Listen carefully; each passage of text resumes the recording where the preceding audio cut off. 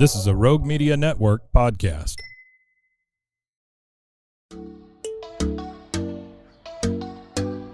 Welcome to Purpose-Driven Sobriety.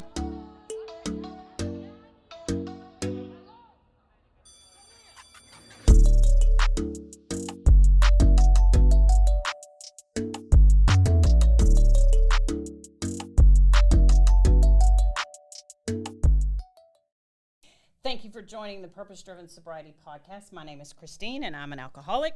I would like to, our sponsor for today just chooses to stay anonymous. She is not in the program, but she is a huge supporter of us in recovery. You know who you are, sweet friend, and I'm so grateful for your support. Today, we have a sister in recovery on the show, Danielle Wayner. Okay. I knew I probably was going to mess that up. So thank you for your grace. Danielle and I met on the intraweb, and, you know, I say this, gosh, it seems like pretty much every single show that there are so many resources. My humble opinion, I am a practicing AA, a member of Alcoholics Anonymous, and I think the mojo is in, face-to-face meetings, but there are certainly resources for online meetings and just like anything else, and online groups, just like anything else, go in, see if it fits and contribute where you can. So Danielle, you live in Missouri, right? I do. Okay. Kansas City. Awesome. Well, on the show, Danielle, we just kind of share our experience, strength, and hope to reach the person who still suffers. So what I'm going to say to you, my sister, is I'm just interested to hear all of the things. And I have not had a conversation with Danielle before. I don't know her story, so I get to hear it with you. So I would love to hear what it was like, what happened, and what you're like now. So tell me all the things about you. Well, I was born and raised in Kansas City, and I moved to the state of Michigan in 1990, and I lived there for 31 years. Oh, wow. That is where I got sober, was in Michigan. And I recently moved back to Kansas City 2 years ago to be near my parents, who are both 89. Oh. And I'll tell you what, if it weren't for this program, I probably wouldn't be making this move, because I would still be thinking selfishly, Oh, wow. Instead of selflessly. Yeah. But so as far as what it was like, I grew up in, I was raised in Catholic school, or, as a Catholic. Mm-hmm. We went to church. We were the middle-class family. Now, were you an only child? No, I have three siblings, three Okay. sisters, Okay. and I'm the youngest. Oh, okay. I'm the baby. And anyways, so growing up, there was a lot of turmoil in our household. My mom never drank. My dad, he drank periodically, and when he did, he got really mean. So that was not real pretty to see. And so my parents got divorced when I was 10 or 11, and then it didn't really have. I mean, I saw my dad every other weekend, but it wasn't like there was a big, strong father figure in our family. And I have a great relationship with him today, but through all those formative years, I really didn't like him, and I can't even believe I'm saying that, but I didn't. No, I get it. But the first time my parents did have parties when we were growing up, but I don't, and I remember people drinking and stuff, but I don't remember, I never tried to sneak anything or, drink when I was little. But when I was 14, I was a freshman in high school. That was the first time I got drunk, and I'll never forget it. I blacked out, and I drank tequila, and I had cheerleading tryouts the next day, had the dry heaves. I mean, it was horrible. Oh. But my thought was, it wasn't like, God, I never want to do that again. When I started feeling better, my first thought was, I can't wait to do that again. Oh, wow. That was fun, So, in high school, we would find the people that could buy the beer or whatever and party on the weekends. And so I was a little weekend warrior. And I was, I had, looking back, I had alcoholic tendencies then. I was a little alcoholic in the making. And I truly believe that happened the first time I took a drink. So, it kept going, I kept drinking. I just drank on the weekends. I never drank during the week. Then I got married, had some babies. And even, when I married a guy that liked to drink, and we always drank on weekends. Then we had date night once a week where we'd go out and get drunk. And we'd get drunk and then I'd go home and drink more, so it was all building. And, I didn't know it at the time. I didn't know it until I got into Alcoholics Anonymous and learned about all of my behaviors and what they meant. And, it's always the hindsight, right? Mm-hmm. But anyway, so it was always a party atmosphere, always. And, there were times I drove babysitters home drunk. I was so fortunate that I never hurt anybody. I never hurt myself. I got a DUI one time, and and that still didn't stop me. And that was in 1995, and it was a block from my house. I made up all the excuses. Well, I was bending down to get something out of the console, and I had to get over the center line, and all of the things that we do. But anyway, so fast forward, my drinking escalated. We hung out with people that drank. Everything centered around alcohol. Everything that we did that became our life. We joined benevolent orders that the drinks were cheap and you could go in and you felt safe going there because it wasn't a bar. Right. All the things we tell ourselves. So fast forward, I couldn't take it anymore. It was I ended up getting divorced in 2006, and that was horrible. And I started really circling the drain after that because my girls were in their teens at that point, and they didn't want to live with me. They wanted to live with their dad. And, and I made up all the reasons that, well, he needs them around because he's lonely. He bought a bigger house. They want to live in a bit, blah, blah, blah. Well, it wasn't that at all. It was because mom was drunk. Right. And so that was 2006. And then, of course, I met somebody after I got divorced, a couple of months after I got divorced. And he was a big drinker too. I just jumped out of the frying pan back into the fire, and that relationship went on. And I got sober finally in September of 2009. I went to my first AA meeting, and I haven't picked up a drink since. But the road that it took me to get from where I was to where I am, it's never pretty. It's never pretty. There was a lot of abuse that happened in my past that I never dealt with.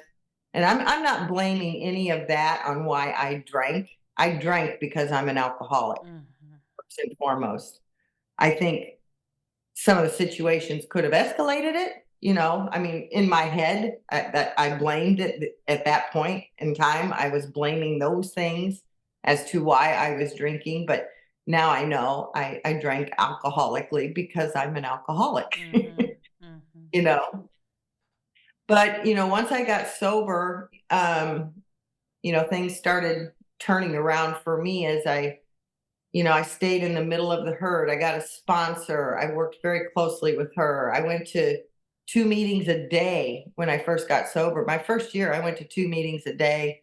I opened meetings. I chaired meetings. I stayed so close to the program and the fellowship and, reading the literature, all the things they tell us to do. Read the literature, get a sponsor, go to a meeting, pray, all of the things. And then, and the person that I went in with was the guy I was dating. We were drunk for 2.5 years, 3.5 years together. And then I got sober.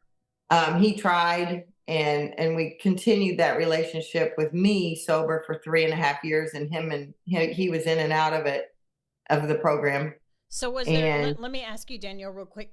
Was there something that occurred that brought you into the room, or what was that last day like? I mean, what was that? Okay, I'm done, or I've had enough, or I can't. Tell me about that. a great question. Yeah, I was up and down all the time in the relationship that I was in, and we were looking for a way to help us, thinking, well, maybe if we quit drinking, that will help us. Did you think you were an alcoholic at the time? Well, I knew I had a problem. Okay. But I didn't know that I was an alcoholic. Gotcha. I knew I drank too much. I knew it was, I was missing things with my girls. Knew it was a problem. Oh, it was a big problem. Yeah. I wasn't being the mom I wanted to be. I wasn't being the significant other that I wanted to be. Gotcha. I didn't like who I was becoming when I looked in the mirror. I didn't even know who I was looking at. I didn't like my life at all. And what precipitated all of that was the relationship that I was in. He actually asked me if I wanted to go to a meeting with him, and I was like, why? And he said, well, maybe it'll help us, and I was like, well, I'll do anything, to see if it'll help, because that relationship, it was tumultuous as well, Sure. And everything was based on drinking there too. And I just knew that lifestyle wasn't serving me anymore, and there had to be something better out there for me, and I didn't know what it was. I didn't know how to do it. So we went to our first AA meeting, and I sat in the parking lot thinking, well, these women are going in yoga pants. This has got to be a yoga class or something, But I went in. Not a bad idea. Hey, you know what? Maybe you're onto something, Danielle. Maybe we need to start an AA meeting where we do yoga at the same time while we talk about the steps. It's brilliant. That's actually two birds with one stone thing. That would be fun. That would be fun. That could be really fun. Oh my god. But anyways, I went to that first meeting, and I'm scared out of my brains or out of my wits, right? Because I'd never done anything like this. It can be scary. It can be scary. Yeah. Oh, it was scary walking through those doors. But I'll tell you what, those people made me feel so welcome. And, it was a blessing. I sat at a table. There was two older ladies. And, one of them gave me a meeting guide that back when we had the meeting guide book. Yes. She wrote her phone number in it. And I still have that meeting guide to this day, because that lady is now my sponsor. Oh, she wasn't my original sponsor though. And that's a cool story too. I found a different sponsor that I worked with for about 5 years, and she moved to a different state and just kind of fell off the face of the earth. And I felt like an orphan. Oh, I bet. And so I was sponsorless for about a year, and which was a long time. And so I reached out to and I always sat at tables with this same lady that gave me that book at my first meeting. And I asked her, I said, would you be my sponsor? And she was like, I'd be honored. And she's my sponsor to this day. Oh, that's wonderful. Because remind me your date. September 20th, 2009. Okay, got it. That's wonderful. Yeah. I celebrated 14 years this year. Wow. It can feel like a million years in just yesterday, huh? Absolutely. Isn't it beautiful how that works? It is, but when we take it one day at a time, as the program suggests, it's just the 24 hours in front of us. That's it. And those 24 hours, those days add up to weeks, add up to months, add up to years. And, I never knew I could have such a beautiful life, and but I'm living it though. How's your relationship? I'm so grateful. How's your relationship with your kids? Oh my gosh, it's beautiful. I'll never forget when I got my 30-day coin. My oldest was at the University of Michigan, and I went out to visit her, and we were at the Michigan Theater. It was kind of dramatic because we're standing on this big staircase, and it was just a really cool setting, and it wasn't like planned or anything. But she didn't know. I didn't tell anybody that I wasn't drinking because I didn't know if I was going to fail. You know, Mm. so I had my 30-day coin and I showed it to her, and she started crying.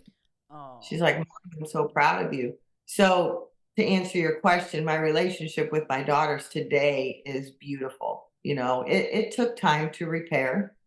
Nothing happens overnight. Mhm. I did a lot of damage, even though me as an alcoholic thinking I wasn't hurting anybody but myself, you Isn't that know? crazy how we think like that? But it's Oh so yeah. real, and it yeah, you couldn't have convinced me that I was hurting anybody else back then. It Right. just I could not see outside of the hole that I was down in to see that anybody else was even around, let alone I was doing damage to them. Yeah. Mhm. I yeah. That's how it was for sure. Mhm. But today, they trust me implicitly, with my grandkids. I'm the only grandparent that doesn't drink. So they trust me to have the boys spend the night. I knew if I was drinking, none of the things that happen today would be happening. You Mhm. know, I Mhm. mean, I'm sure I could visit them, but I wouldn't be able to be alone with them, you know, and that would be really sad. But we don't have to worry about that. Yeah, that would be awful. That would be awful. So are you still in that marriage then? No, no, I got divorced in 2006. And then I never remarried. I was engaged to the guy that Gotcha. that I met after I got divorced. We got engaged, I don't know, 2 years later, but then we got unengaged. It was all the drinking mess. Yeah. And finally, after I was sober for 3.5 years and he was in and out, I finally kind of grew up that emotional Oh, sobriety. sure. And I just said, I was learning healthy boundaries. I didn't want that in my life anymore. I had to release him with love, so to Mhm. speak. Mhm. To this day, I thank him on I call it my soberversary. I thank him every year for taking me to that first meeting, Wow. even So though. that's interesting, Danielle, that you mentioned that because I actually did a show. I don't remember which episode it was that I had a gentleman on that has started a emotional sobriety meeting where he lived. So for people that are listening that don't know what that is, what is emotional sobriety? Well, to me, it is, we can get rid of the drink and be sober physically. Mm-hmm. But there's so much inside of us that we have to deal with emotionally and grow up. When I came into this program, I was 40 something years old chronologically, but emotionally, I was the age I was when I started drinking. I was 14 years old, Mm-hmm. really. You Mm-hmm. know, and it to me, it's really taking care of me spiritually, my relationship wise. I went through a lot of counseling.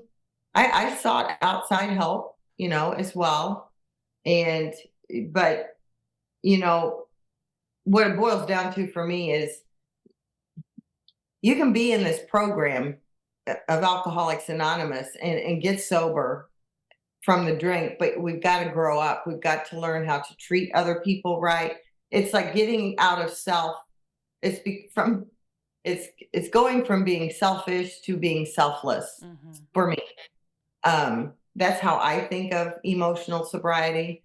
Because I have to really stay on the spiritual beam. If I get knocked off of that, I'm emotionally in turmoil. Mm-hmm. And I think it's very important for us alcoholics to remember that we have to stay spiritually fit, because that's a huge component to our program.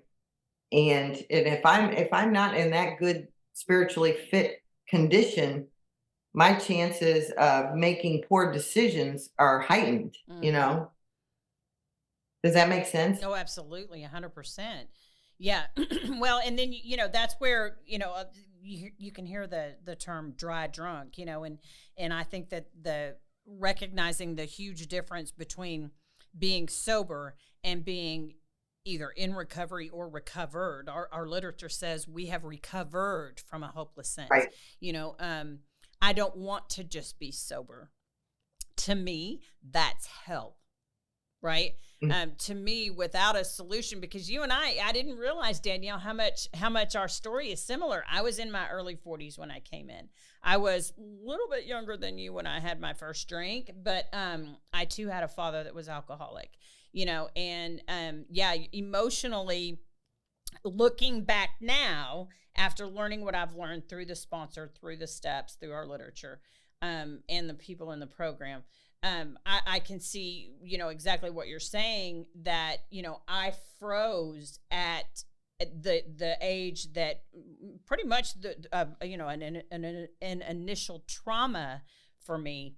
And then subsequently starting to drink, but yeah, emotionally I hadn't developed. So my reaction at a 40-year-old woman reacting like a 5-year-old to things that happen, with a basically temper tantrum. There's no way to decorate that pretty, I mean, Right. and it wasn't until I got into recovery that, I could reflect on that and see where, oh, yuck. Yeah.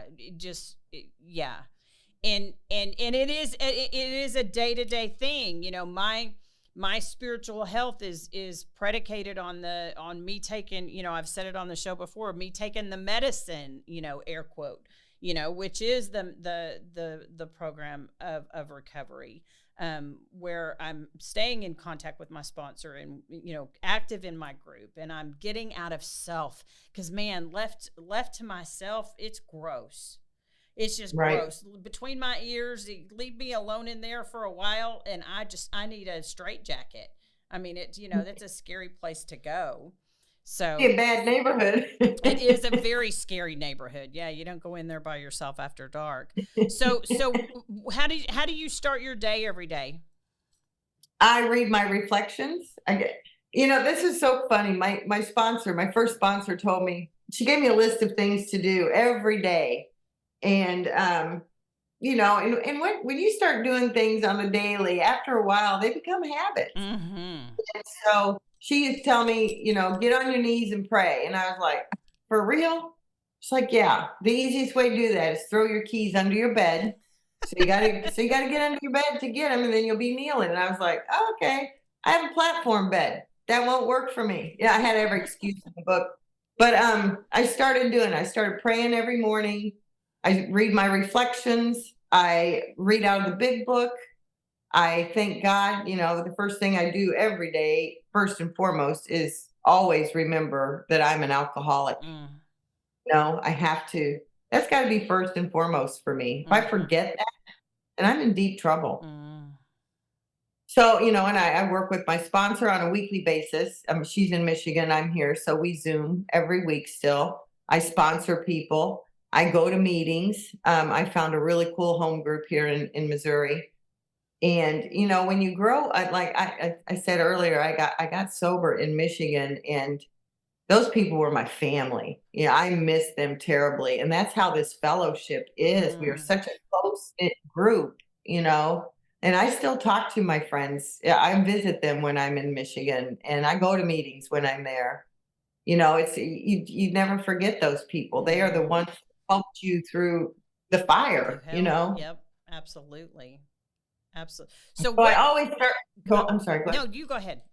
I was going to say, I always start my day with prayer, meditation, you know, all the literature. It's just, it's the things that I learned in the very beginning. They've become habits, Get centered. Yeah, and it's funny because in my family, people know, I call it doing my paperwork, because I had to come up with a term of the time that I need quiet, I need to be left alone. So now it's not only a habit, it's almost ritualistic in the sense that it's like we don't bother mom when she's doing her paperwork. It's like I spend that time building the foundation that my day is going to be built on, because if it's not a strong foundation, just like you said, I'm in danger, right? I'm in danger of not necessarily going and getting a drink, but acting alcoholically, which is selfishly, and then I have to make amends, and nobody likes to do that.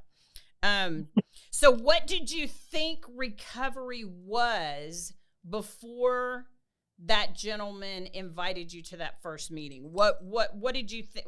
What did you think?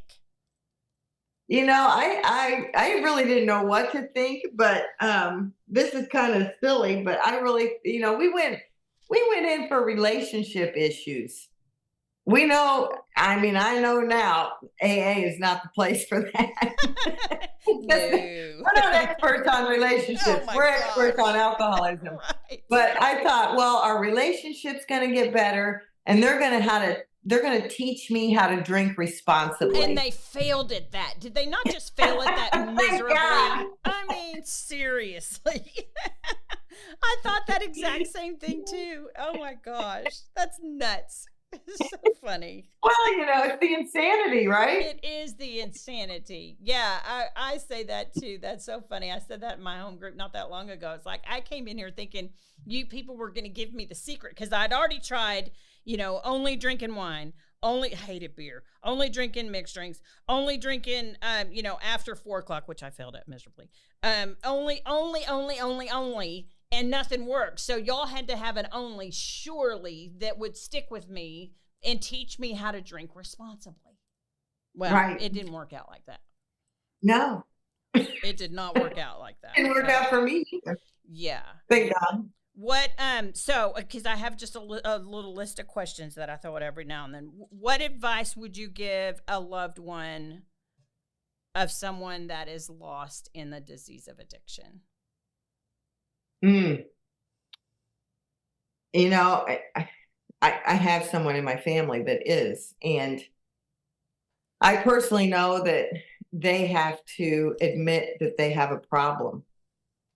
And a lot of people don't want to admit that. And, that's our first step in recovery is admittance, right? And, that's a tough one, because we've tried intervention, we've tried a lot, and it's not worked. And the only thing, to talk to somebody who is in their active addiction, it's like talking to a wall. Nothing sticks, you can't get through to them, or I can't get through to my particular sibling. And, and in the days that they're not messed up, it's either alcohol or pills, it's one or the other, or both together. And, I've tried to, I've asked her to come to meetings with me. She doesn't need that. She's not an alcoholic. I always get the pushback. So, I love them, love the people, I've always been taught, and it's so true. It's not the person, it's the disease. Don't hate the person, hate the disease. And it's sometimes that's hard to separate, especially when the person is not, they're being terrible. They're saying mean things. They're acting, just not the person, who they are or can be. And that it just hurts, to see that and to watch that, because I've been there. I was that person, and I know there's a way out, but I know that you have to want it so bad personally. Nobody else can make you get sober. You have to want to get sober. So my advice is, man, like I said, I've asked her to come to meetings. I just love her where she's at right now. Until she's ready, there's nothing else I can do, Well, I and mean, we've taken booze away, we've taken pills away. You do all the things. And this is a person that's almost 70 years old. So I'm like, and you just want to shove it down their throats.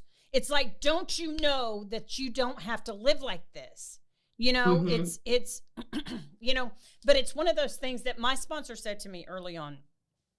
And this was not about another person in the throes of addiction, but this was just about another person that I had issues with. Um she told me, and it still just gives me chills. She said, "Stay out of God's way. Stay out of God's way. You do what you can." And our founder, 88 years ago, Mr. Bill Wilson, his beautiful wife, one of the founders of Al-Anon. If you are listening and you have a loved one that is in the throes of addiction, please seek out Al-Anon. Well, I don't need a meeting. Yeah, you do. Yeah, you do, because you need to figure out how to take care of you while that alcoholic addict is spinning, right? Because we, as alcoholic addicts, will take people with us. We'll bring them down with us. And it's one of those things where my husband, I remember when I found out that he had gone to an Al-Anon meeting, you'd have thought he'd have cheated on me. I mean, seriously, because it's like, and I remember, I know now consciously, but I remember that feeling of, oh crap, if he's not worried about me and focusing on me, that might mean I have to. Ew, I don't want anything to do with that. But the fact of the matter is no one could have, they tried taking the alcohol away from me. They tried taking the pills away from me. I found more because I was a liar. I was manipulative. Honey, I could find a way. A way. And so it's one of those things where my husband, and he, he's been on the show a couple of times. He's self-admitting the great enabler. He almost loved me to death, because he wanted to make me happy, and he was gonna teach me how to drink responsibly, and we can laugh and I roll my eyes at it now, but that was a real thing. He truly, he was in his own hell dealing with me, and when he went to Al-Anon and started learning how to take care of himself emotionally, and he had other people, he didn't feel alone anymore. That's when things really started to change for us, because he was just like, if you're going to kill yourself, it'll break my heart, but I can't stop you. I can't stop you. I'm not going to hand you, a bottle of vodka, or which was the equivalent, at least for me, as a loaded gun. But you're not going to take me with you. So if that's what you got to do, just like you said, I love you from afar. And when you've had enough, hopefully I'll be here to help you. I still love you, but I don't have to watch this, Right. But yeah, it's, I know that the family members, it can be just as much of a hell. And I'll tell you, my sponsor, and Danielle, I was only about, oh goodness, I was probably 3 months sober when she suggested that I go to an Al-Anon meeting just to see the other side of it, and girl, I know I shouldn't even say this, but I sat down and I felt like, oh man, I felt like a fish out of water. They felt like they were so serious. I know that they weren't. That's how I felt, right? I felt like they were talking about me, which kind of sort of they were, but not really. But I remember just going, I want y'all to get in the car and let me take you down to my meeting, and to my people, where we laugh at the most inappropriate things. If a normal person were to walk in the room at some of the stuff we laugh at, they'd probably have us committed. But it's one of those things that it's a beautiful program. And so if you have a loved one that is suffering from the disease of addiction, do seek out Al-Anon. You can Google and find an Al-Anon meeting pretty much anywhere you can find an AA meeting, any town, or they also have online resources too.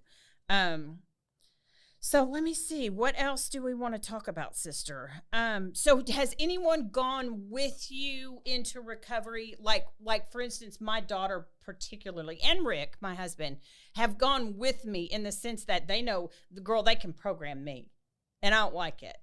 I mean, Rick, every now and then Rick is like, well, maybe you need to surrender this. And I'm like, you're not my sponsor. Don't talk to me like that. But they've benefited from the things that I've learned through the steps. And my husband loves our program. He loves our community. We go to conferences, and I mean, he just meshes right with all of us. But is there anyone who has gone through recovery with you as far as that goes? Well, my girls, they didn't go, of course, when I was brand new, I was telling them they needed to go to meetings with me, and they needed to go to Al-Anon. They needed to do this. They needed to do that. They didn't do any of it. Mm-hmm.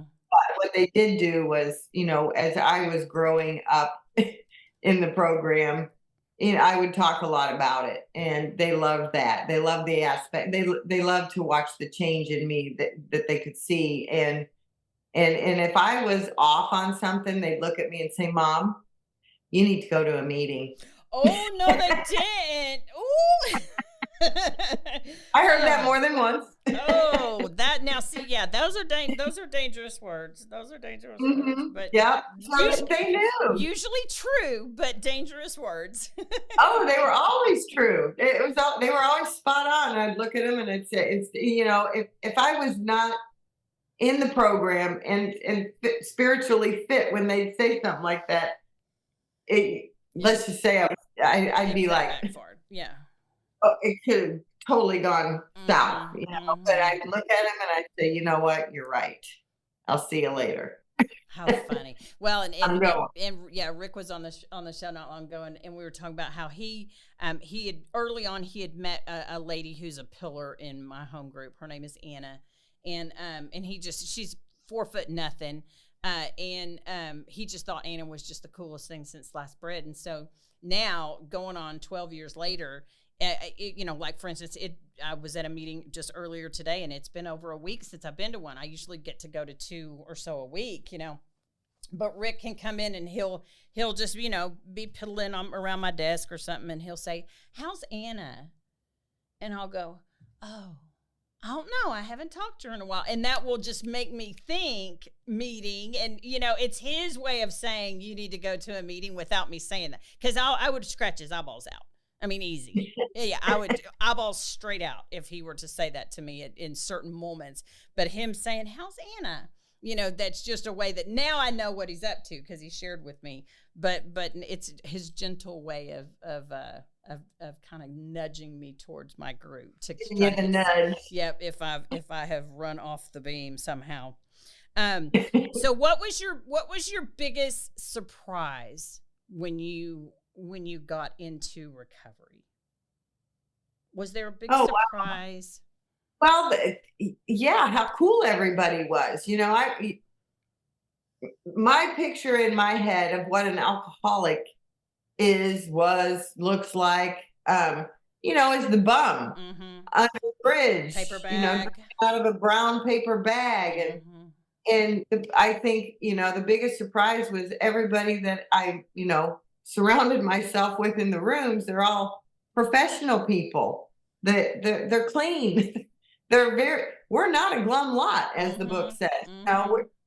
It just, I was amazed at how we truly can contribute to society, in a very positive way. It wasn't the picture I had in my head at all. Yeah. That was a big surprise, and it was just like that. Everybody was so nice and so warming and so welcoming. And I mean, it was the only place that wanted me around, Wow. I got kicked out of bars. You go, but they kept telling me to come back, and it was like, oh, I kind of like this place, And so to me, that was a real big surprise because I had no idea what I was walking into, Yeah, I think you're not unlike most of society when they think about alcoholic addicts. You know, they think about the homeless person, or, you know, like you were talking about, someone who's under a bridge, you know, kind of thing. And that's so far from the reality of it. You know, when you get into the rooms and you finally, and I remember for me, I remember that, you know, March 14th, 2012 is my date. And I remember going into my home group. Oh, stop it. we're comparing fingernails. She's got candy cane stripe on hers too. I love you already. Now I got to get you a pair of glasses. Yeah, you do. They're readers. I have a little hat though. I mean, we could put this Let's on. do it, girl. I'm telling. See, there you go. There you go. We're not a glum lot. But I remember going into the room and sitting down when I had really, because I'd been going to the meetings for about 6 months before my final drunk was a Sam-sized bottle of Listerine. And it almost killed me. And then I had plans on taking my life. And anyway, but I remember marching up those stairs on March 14th, 2012, and sitting down and having the most conscious thought that I think I'd ever had in my life, that I belonged. I belonged. And I had never in my 42 years been able to say that anywhere. I had always tried to fit in, right? No matter where I was or what I was doing, I was always trying to fit in, right, and fit the mold that you thought I needed to be, or that I felt more importantly, that I felt I needed to be in front of you. But for the first time, I belonged somewhere. And I could breathe. And I think that was the very first time in my entire life I took that deep breath. You know what I'm talking about, right? When if you're you know, new to recovery and you're just going into rooms, don't look at people's boobs, but pay attention to their chests. You know, when they sit back and they take that deep breath, that just is, I mean, it's just amazing. That's their body saying, yes, I belong.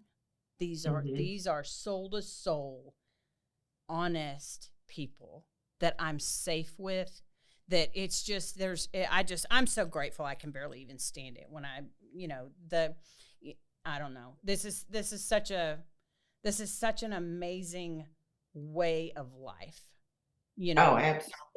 Yeah. That is, you know, the statistics of how many of us don't make it. They don't make it into the rooms, you know.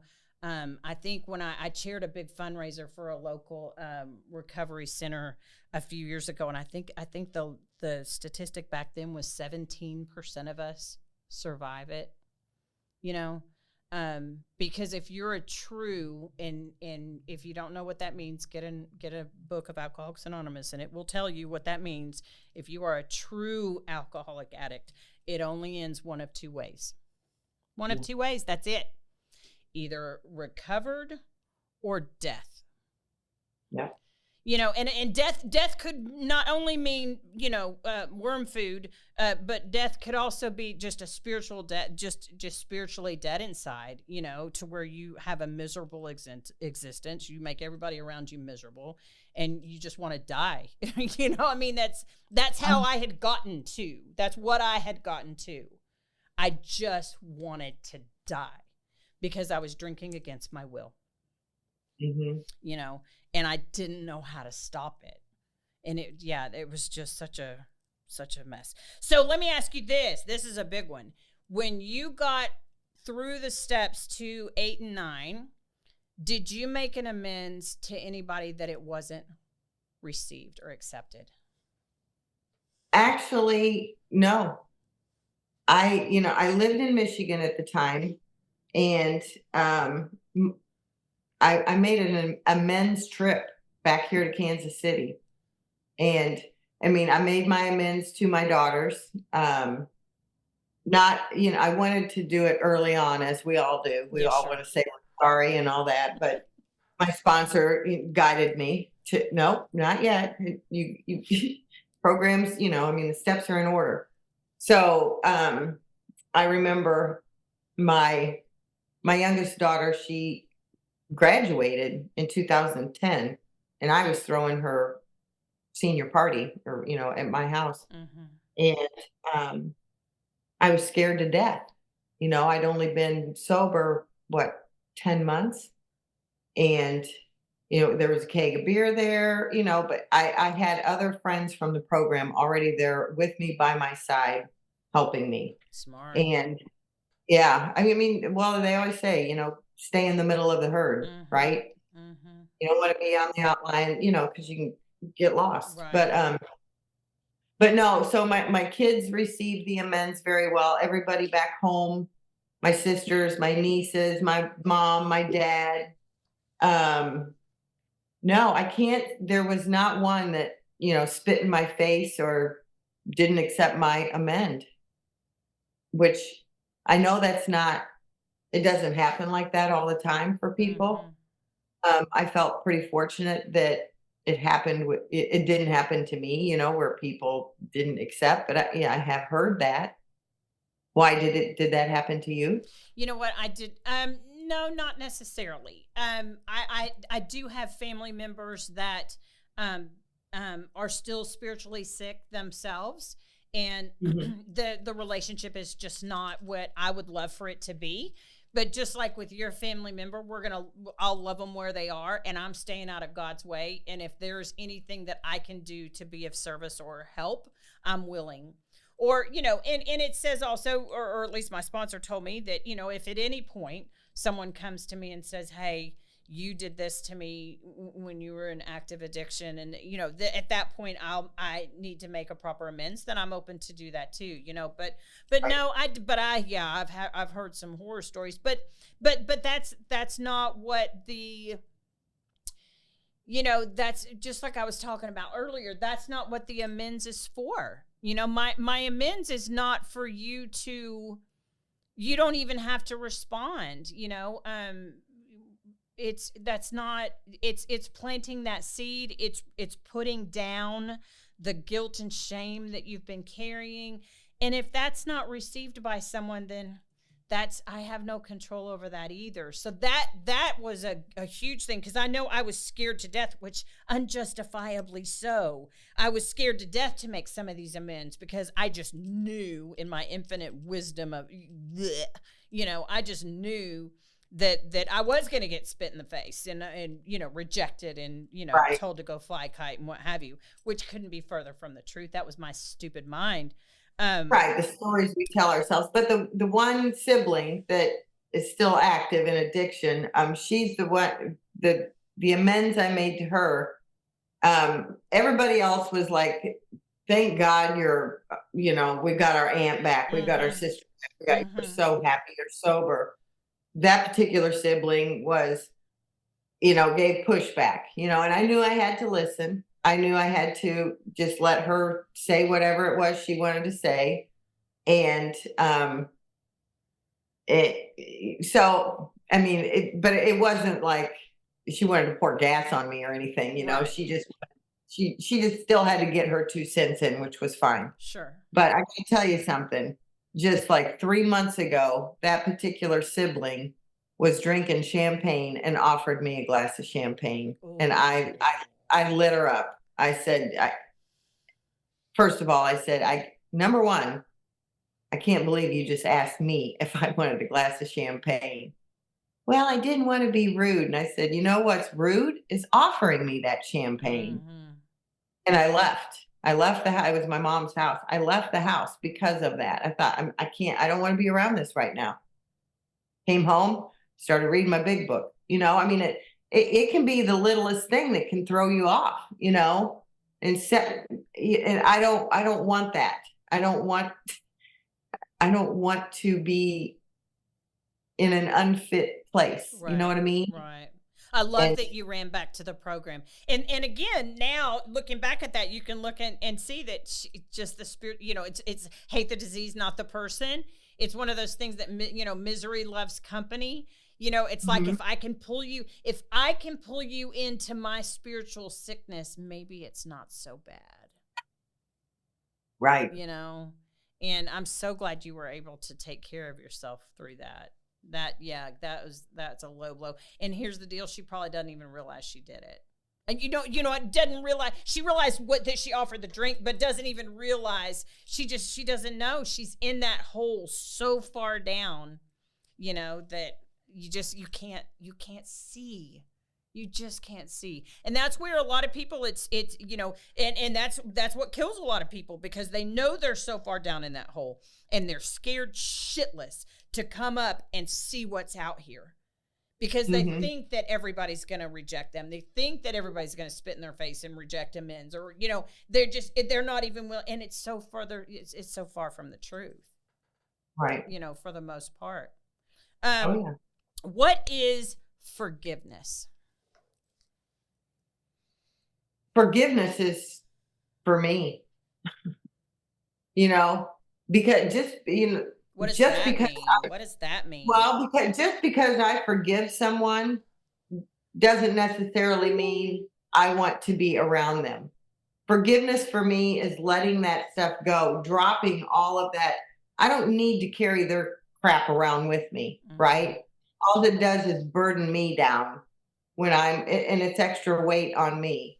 Whatever, for instance, I was abused by an uncle when I was really little, and all of that came to light. Oh gosh, when my girls were wanting to go to spend the night at friends' houses, and I'd freak out. I couldn't figure out why. I was like, I didn't want them to go, and I had a breakthrough in counseling, and I had buried all that stuff, but when I got into recovery, and I hated my uncle, didn't want to be around him, didn't want, who would be? But I learned I had to forgive that person, because all it was doing was hurting me if I didn't forgive him, carrying that around. But just because I forgave him doesn't mean that I want a relationship with him. I'm doing it for me, to ease my pain, basically. So forgiveness for me is not and I know this isn't a selfish program, but forgiveness is for the self, and if I don't forgive, then I'm still going to be walking around with all of this crap. And then I'm not spiritually fit. I'm not emotionally sober. It can all crumble, and that was I had to learn how to do that, because I held so many resentments. I just held all these grudges, and all it did was hurt me. Right. In the long run. And when you free yourself of all of that, I'm sure you've probably read Drop the Rock. That's what that's about. It's like, just, you gotta let that stuff go.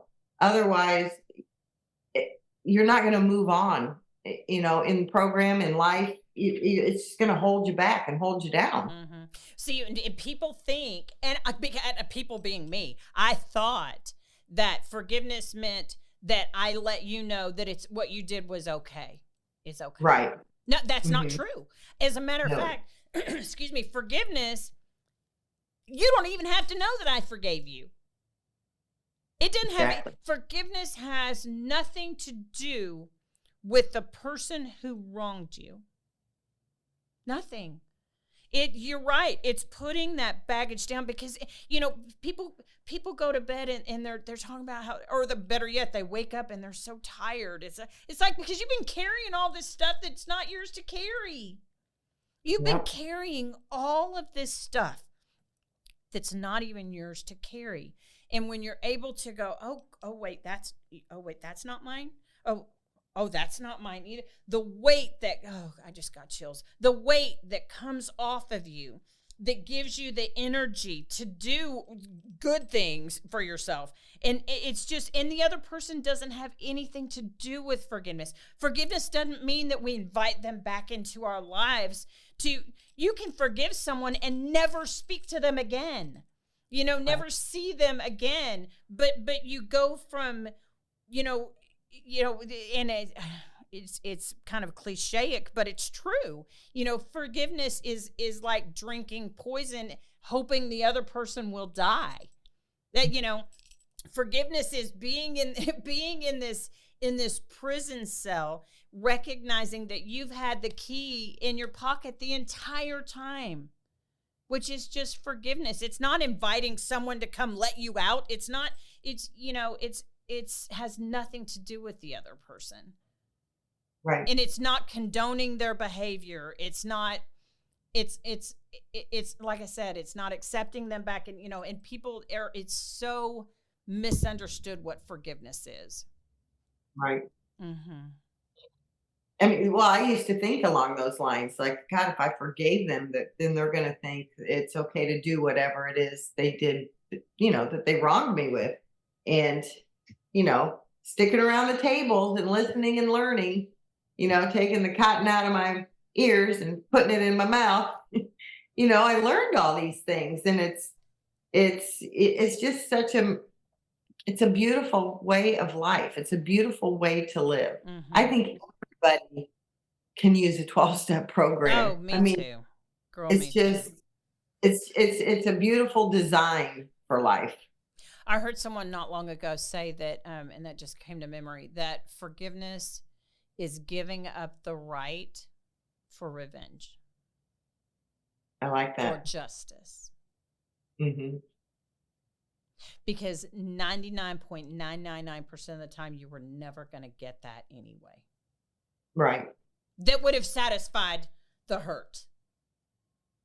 And so that's it's like if I've carried, because I too was molested by my dad, but so that again, it's strange how our stories, in our community are very similar.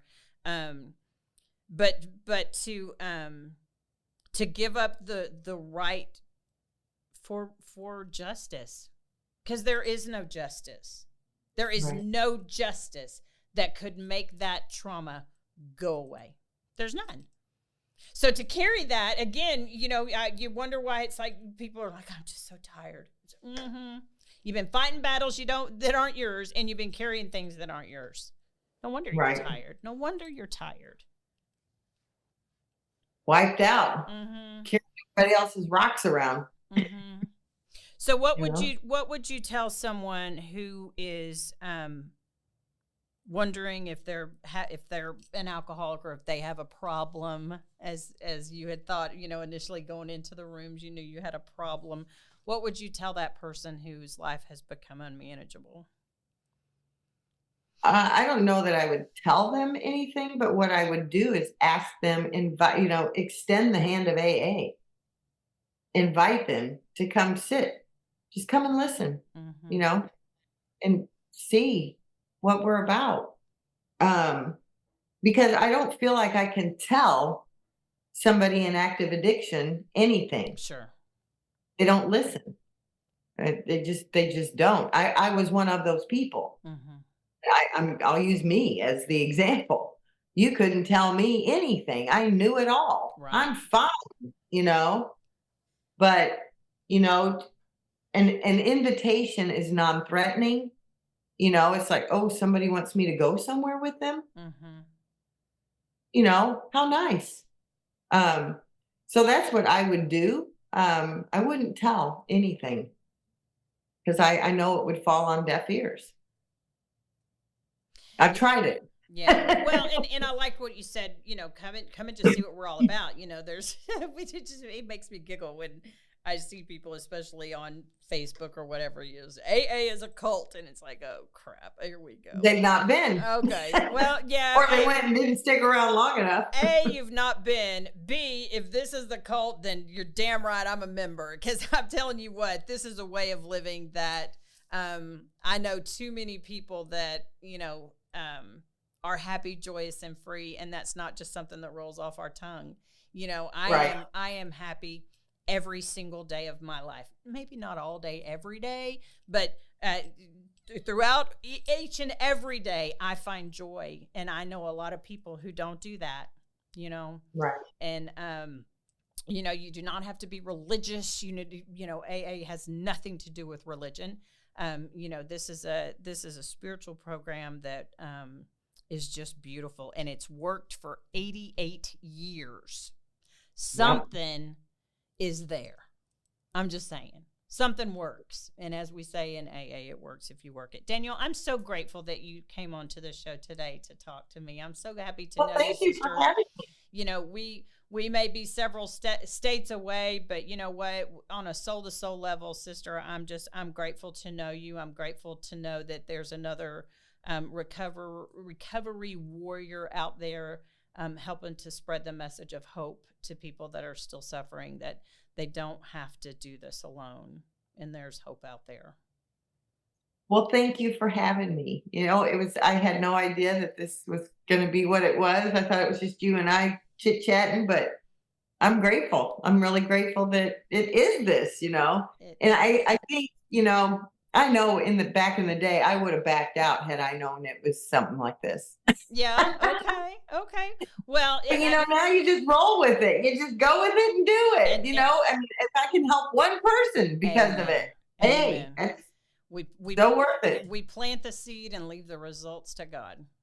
That's right. Yes. Well, thank you, sister. I'm so grateful to you. Thank you so much for listening to the Purpose Driven Sobriety podcast. Keep coming back.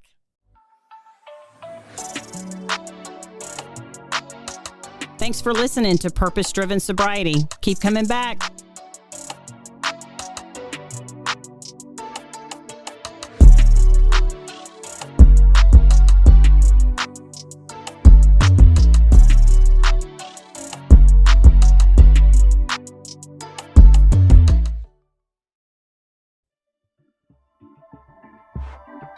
This has been a Rogue Media Network